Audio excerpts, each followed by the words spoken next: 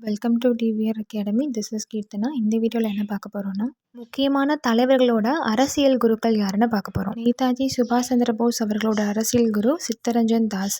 முத்துராமலிங்க தேவர் அவர்களோட அரசியல் குரு நேதாஜி சுபாஷ் சந்திர போஸ்.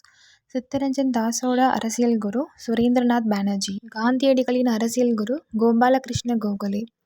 ஜின்னாவின் அரசியல் குருவும் கோபாலகிருஷ்ண கோகலே தான். கோபாலகிருஷ்ண கோகலேவோட அரசியல் குரு எம்ஜி ரானடே. மகாதேவ் கோவிந்த் ரானடே. பாரதியாரின் அரசியல் குரு பால கங்காதர திலகர்.